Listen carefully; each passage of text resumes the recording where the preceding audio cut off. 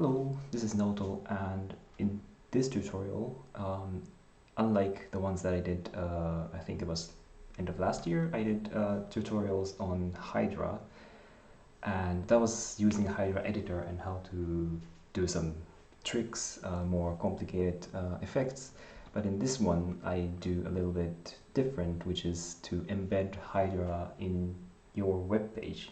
So for example, this one is something I just made based on Olivia's example. And basically, there are like sliders and this, it's a little bit flickering, but you can change the parameter of what's in the background. And also, this is like full screen on the background. If you take a look at the original version that Olivia made, it looks like this, which is also nice. The canvas is in the middle, and you can have like different effects from here, the buttons.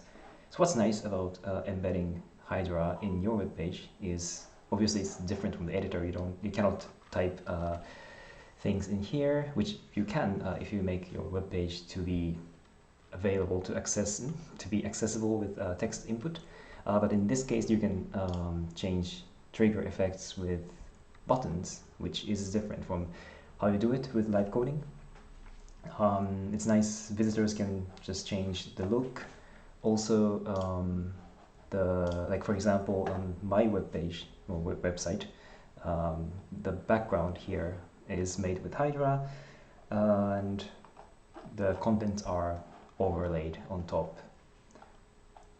And another project I did with Flor de Fuego was this Glitch Me, which is another web page with Hydra in the background. And actually, if I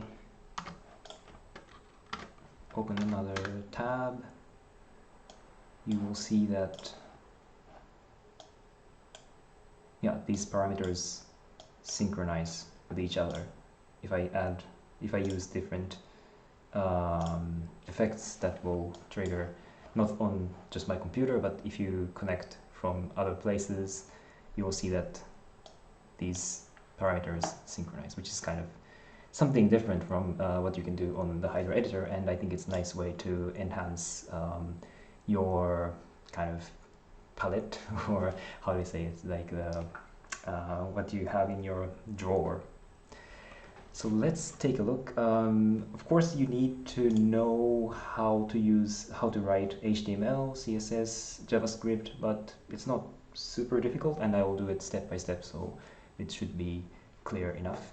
And if there is questions, always you can type in the chat, the comments, or you can ask me by email or something. So this is the original project from Olivia, and I made a template called Hydra web page simple, which is more or less the same. But I added like a little edit so that it actually runs on mobile as well. For example, if you look at like Hydra is running on my old iPhone as well, which is quite nice. Okay, and I added this link in the description, plus I'm going to use glitch.com, which is free to use, but of course you can host it locally, or you can do it on GitHub pages and stuff. I think there's always a button here, tools, and then import export. You can download the project. I hope you don't have to log in to download the project if you go to this web page, and then you can host it somewhere. I think you cannot just double click on your Explorer or Finder, because it's a little bit, there's some restrictions about browser and web hosting, so you might want to use a live server or something, npm live server, for example, or this Python simple server or something, the HTTP server. Anyways, if you have questions, just write to me, because this, I think if I explain the whole thing, then it's going to take forever. So I assume you have Glitch account. what I'm going to do is I'm going to remix the project with this my version of Hydra web page, simple, and it will just generate a new name of the project. Now it's called View Chord Lion, and of course I can change it or just leave it like that. Okay, how can I start? I think I'm gonna start with pressing this show button in a window so I can see what's happening here, and maybe I shrink my editor a little bit so I can see both. Oh, by the way, there's also like this button. If you go to the original project, you can press the remix on glitch button here as well. Alright. I'm in the way a little bit, but hopefully, I mean, yeah, I have to think about this. Okay, I move myself like this, and okay, so what's next is I'm gonna start, yeah, I think anyways I'm in the way, so I don't know what's the best way to do it. I can just shrink myself really small. Right, so we have this HTML. It's a little bit, it looks a little bit complicated, but basically this, you can just ignore this whole head thingy. It's like a metadata and also points to the CSS, and most importantly we import the Hydra script from CDN. You don't have to know what is happening, but basically it's like an include thing that it will use Hydra in your page. Oops. Otherwise, you won't be able to use Hydra. And here, I can even delete the title. And I can delete the description. And I can also delete the glitch button.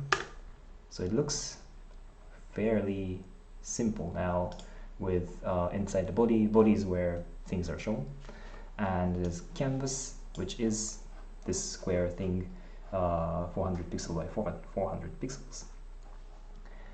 Now the other thing inside the body is it's not rendered here, but there's a script, and the reason why it's in the body is because usually because this script is looking at document get element by ID my canvas element here. So if you have the script before,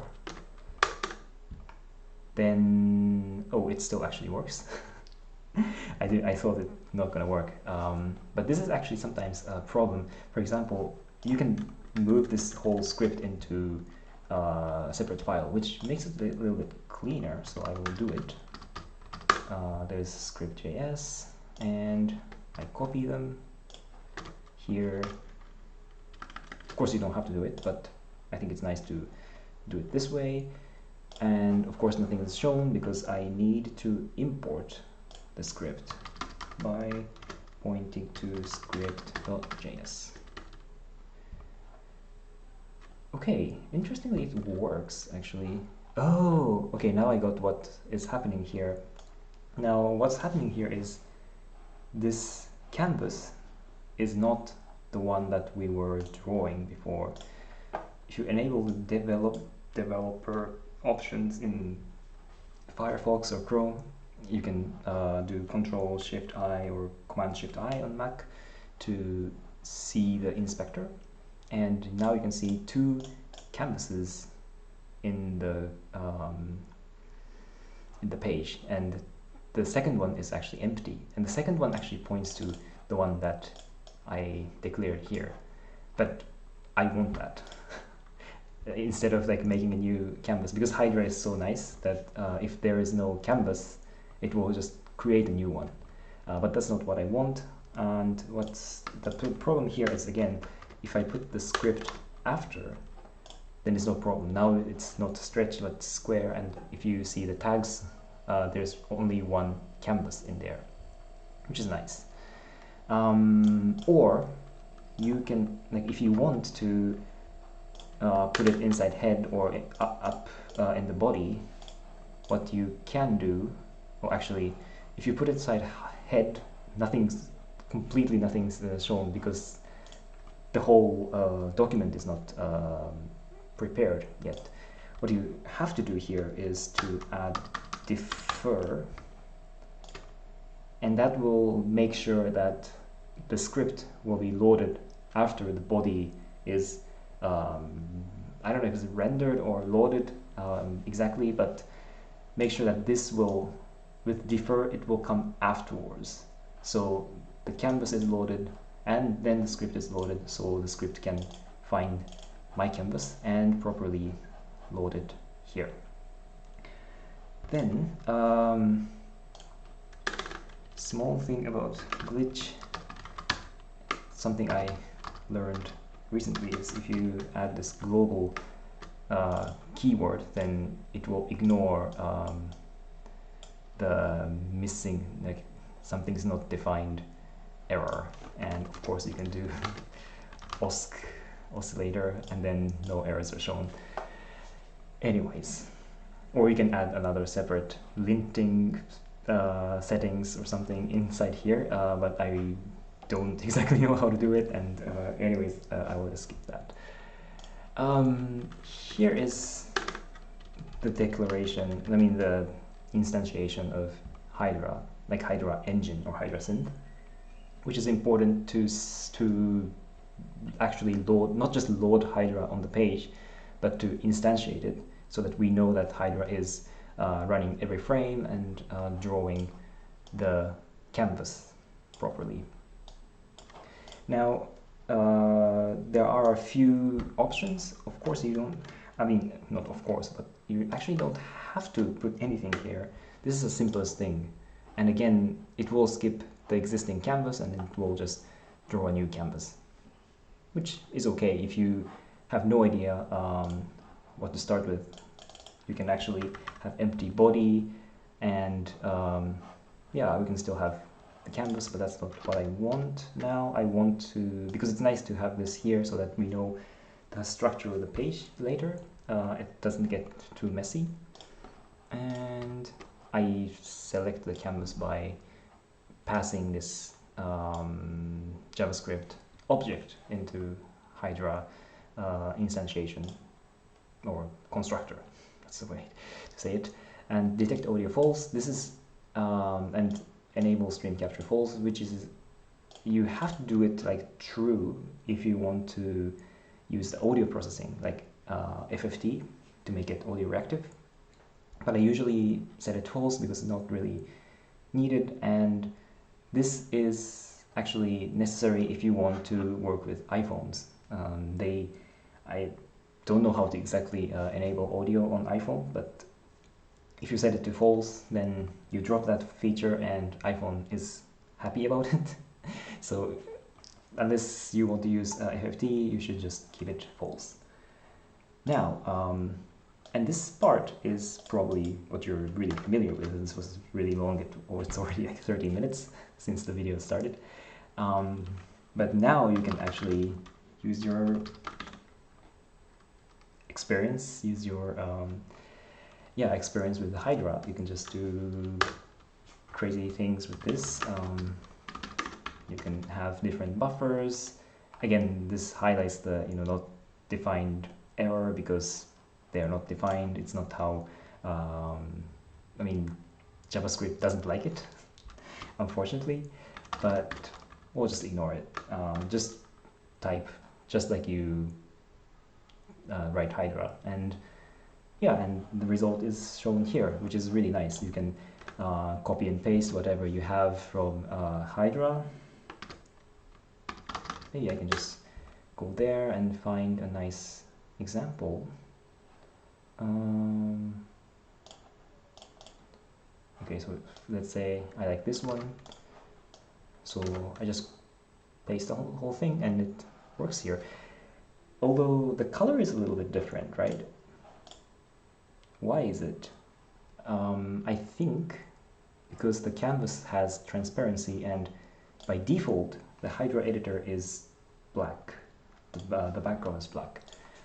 If you look at the CSS file, in this template, the original one from Olivia is background is yellow, but I set it to white. Let's say I set it to black. Then you will see that the image does look like the example here. So that's quite nice. And yeah, I don't think I have to explain how to do it here. You can just use your favorite Hydra syntax. But then what's the point? Now you can have Hydra on your web page, but whatever you write, I set the color, font color to white so that we can read it. And I can say, welcome to my close page, and I think usually it should be wrapped with paragraph. Okay, that's nice, but then it's a little bit boring. You can have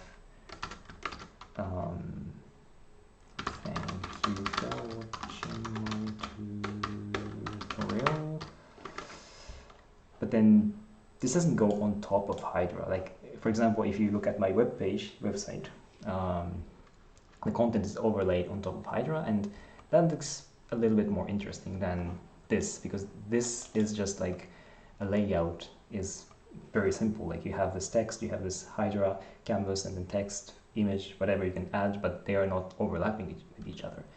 So first thing I want to do is to put this Hydra in the background. So how do we do it? This is a matter of like CSS styling. So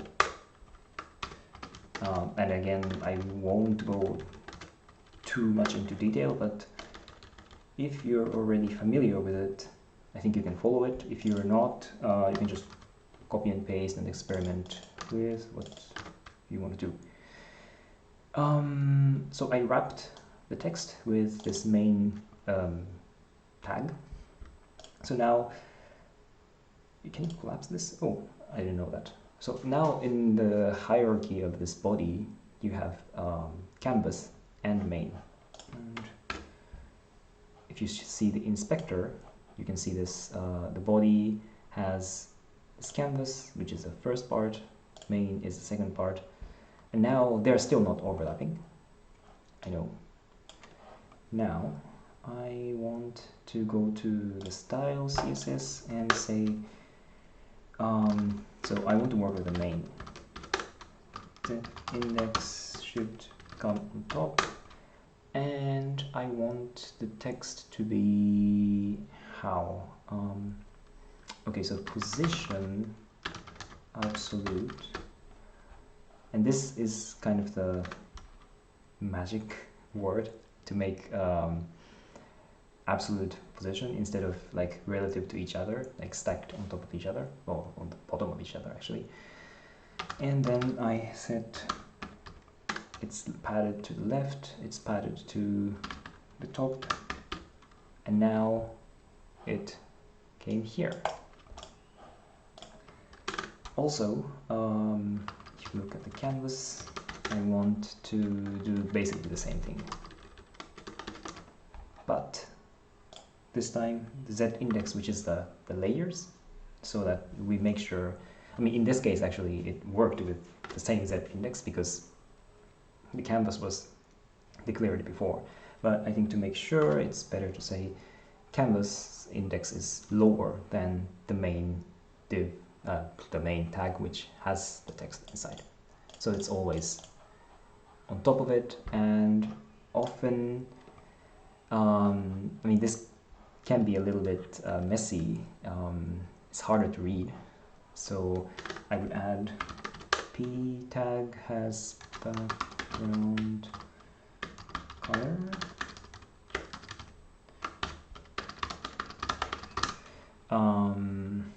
Maybe like 0.8 or something, so that we can make sure that, ooh, this is a little bit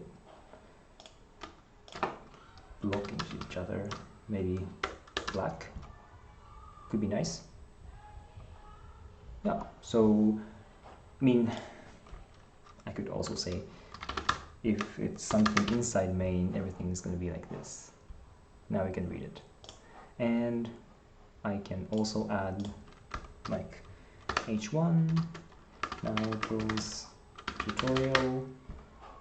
So all the elements are now has a background and on top of the canvas. But this is not exactly what I want. See that the canvas is stuck at the top left. Yeah. So what I can do is to say canvas width is 100%, height is 100%, and I think this should be deleted. I mean, it seems it's working, but just make sure that it doesn't have the inline parameters. Okay, so I mean, it gets stretched, which I know it's okay. This is getting a bit bothering, so I will do something here in the code. What was it exactly? Scale? One window, no. Window.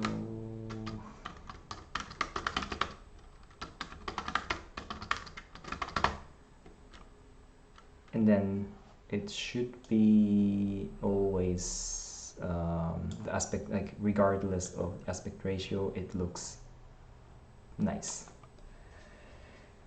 Cool. This is really cool. Okay, now what's next? I wanted to add, yes, reactivity.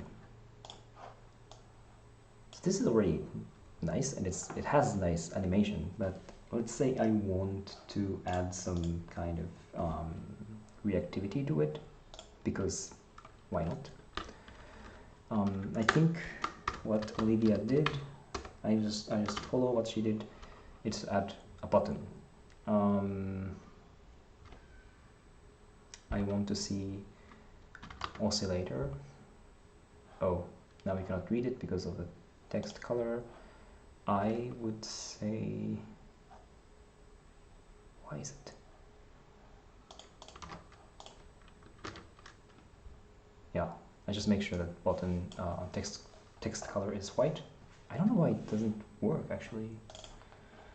Anyways, so in the HTML file, I added a button tag. It's super simple. Now it's a button you can actually click, but nothing's gonna happen because it's just an empty button. What I do is to add on click event, and actually this here you can write JavaScript. So if you write something like this, it's a valid JavaScript, and it's going to show oscillator. But again, it doesn't go back to the original one, so this is not the most exciting button. I mean, I could say, I don't know, I would like to maybe change the color. That would be nice. So we keep this. I don't exactly know where is changing the color. Is there a color parameter? No. Maybe it's here, sort of, and also oscillator has this. Let's see, RGB. So I would add a global variable, which is not the most, it's not the cleanest way, I would say, but if you don't do like let or even const, because then it's restricted inside this file. But if you say var, that's exposed to everywhere, so you can trigger something from here as well. And I would like to say, of course, if you do this, it kind of works. And let's say like I want to change the color to r equals 1, g equals 0.3 or something like that, then unfortunately nothing's going to happen, because you might already know that Hydra just takes the value like when it's loaded, and it won't, like, even if you update r or g or v, it's not going to take into effect. So we have to make a function like this, just like, yeah, that's just like here, like you have the time, but if you just use time like this, then it won't rotate, right? By the way, this can be written as this as well.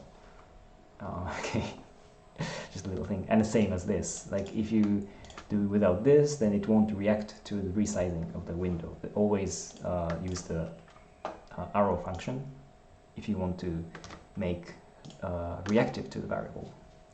Now, if you press OSC, it changes the color. And, well, it's not really OSC anymore, so maybe this is like it's magenta, and then you have cyan, which brings back to the original color. Yep. So that's something you cannot really do. I mean, you can do it like with a hacky way in this editor, but then it's going to be super complicated.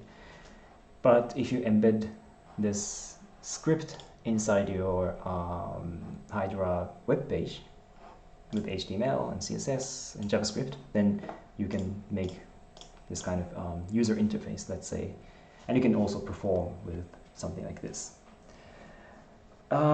It's already close to 30 minutes, but I will, like at last, I will add something that is the input, like a range slider.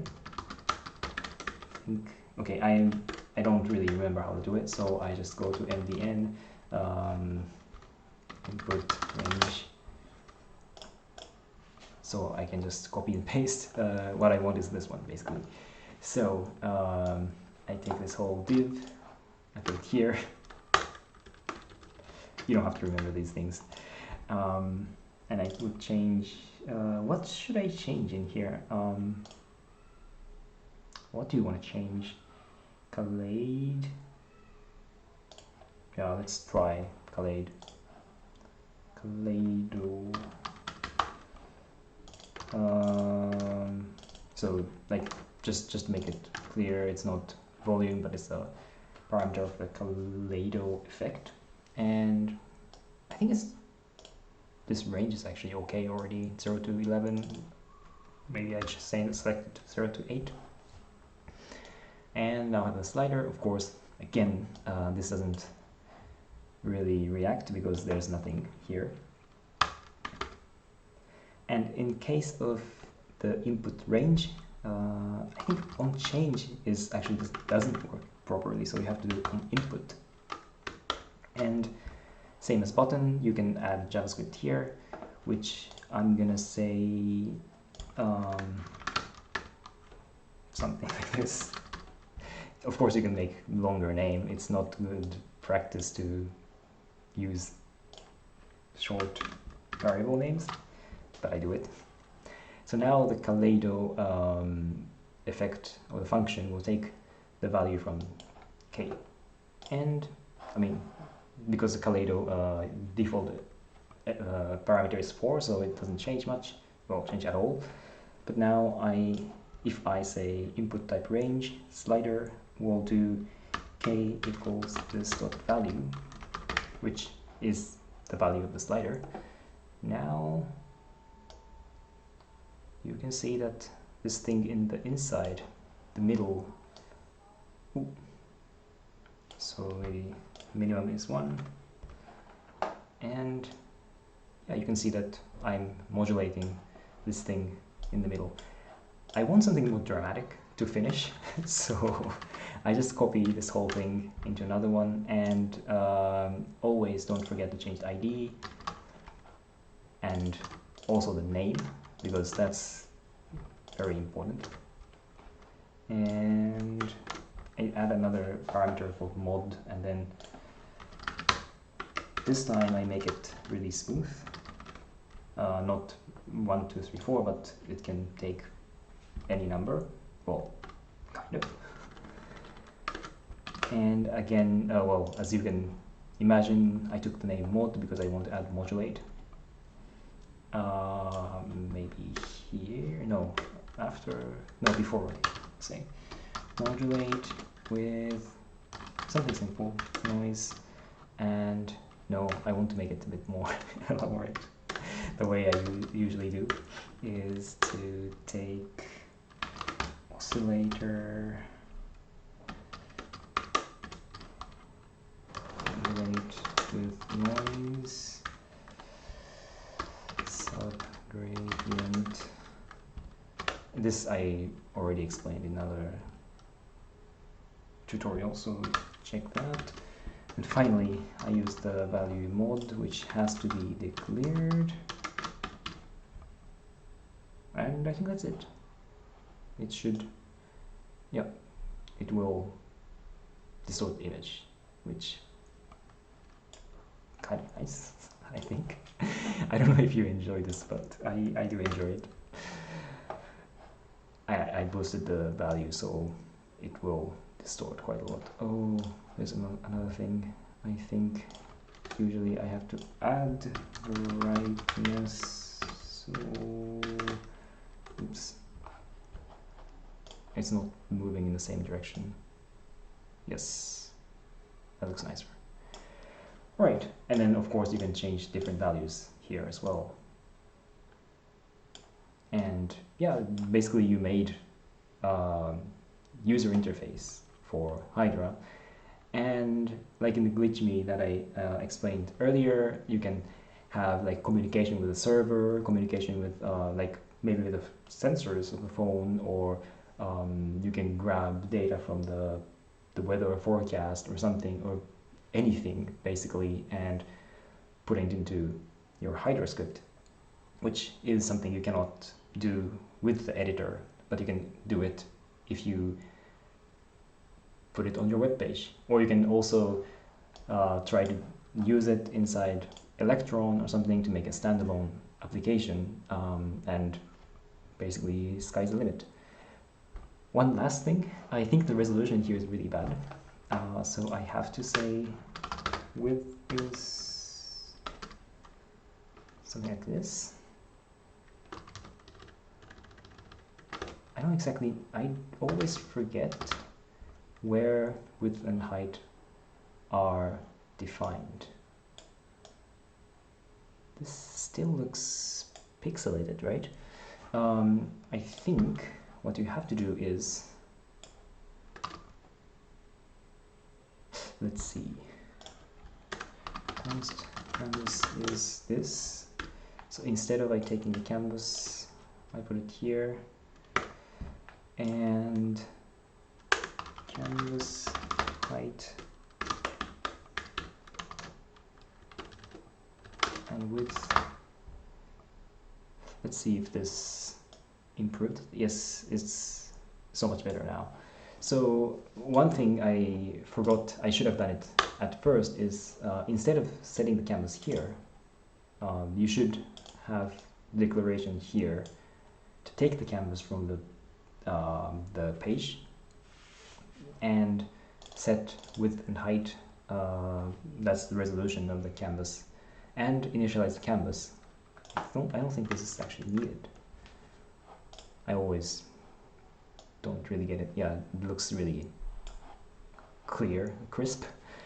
Yeah, so that's the trick. You have to take the canvas, set width and height, and then initialize it. Don't make it too big though, then it will blow up. I think 1024, something around 1000 is always good enough. And yeah, and then you have your, you just write Hydra, or you can use these variables to make it interactive. And yeah, I think that's it. And if I feel doing more tutorials, I will explain probably something with P5.js or with Node.js to make it communicate with the server and so on. And if you like the video, please like the video, hit the like button and subscribe to the channel. Thank you for watching.